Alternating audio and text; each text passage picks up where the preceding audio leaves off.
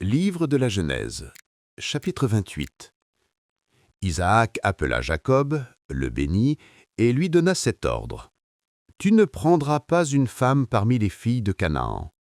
Lève-toi, va à Padan-aram, à la maison de Bethuel, père de ta mère, et prends-y une femme d'entre les filles de Laban, frère de ta mère. Que le Dieu Tout-Puissant te bénisse, te rende fécond et te multiplie, afin que tu deviennes une multitude de peuples.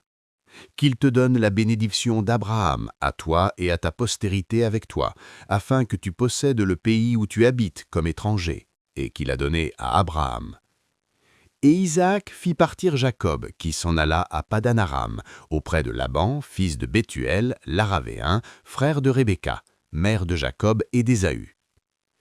Ésaü vit qu'Isaac avait béni Jacob et qu'il l'avait envoyé à Padan-aram pour y prendre une femme, et qu'en le bénissant, il lui avait donné cet ordre, qui ne prendra pas une femme parmi les filles de Canaan. Il vit que Jacob avait obéi à son père et à sa mère, et qu'il était parti pour Padan-aram.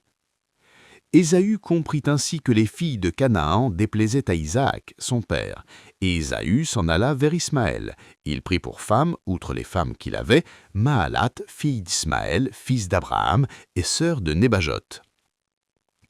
Jacob partit de Beër-shéba et s'en alla à Charan. Il arriva dans un lieu où il passa la nuit, car le soleil était couché. Il y prit une pierre dont il fit son chevet, et il se coucha dans ce lieu-là.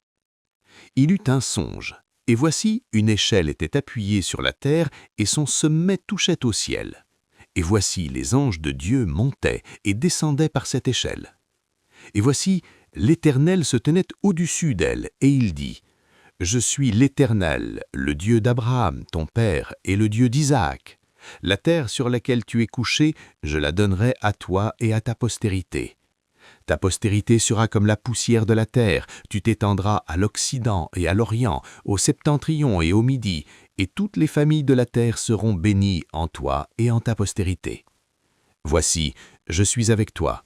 Je te garderai partout où tu iras, et je te ramènerai dans ce pays, car je ne t'abandonnerai point, que je n'ai exécuté ce que je te dis. » Jacob s'éveilla de son sommeil, et il dit : « Certainement l'Éternel est en ce lieu, et moi je ne le savais pas. » Il eut peur et dit : « Que ce lieu est redoutable, c'est ici la maison de Dieu, c'est ici la porte des cieux. » Et Jacob se leva de bon matin. Il prit la pierre dont il avait fait son chevet, il la dressa pour monument, et il versa de l'huile sur son sommet. Il donna à ce lieu le nom de Béthel, mais la ville s'appelait auparavant Luz. Jacob fit un vœu en disant : « Si Dieu est avec moi et me garde pendant ce voyage que je fais, s'il me donne du pain à manger et des habits pour me vêtir, et si je retourne en paix à la maison de mon père, alors l'Éternel sera mon Dieu.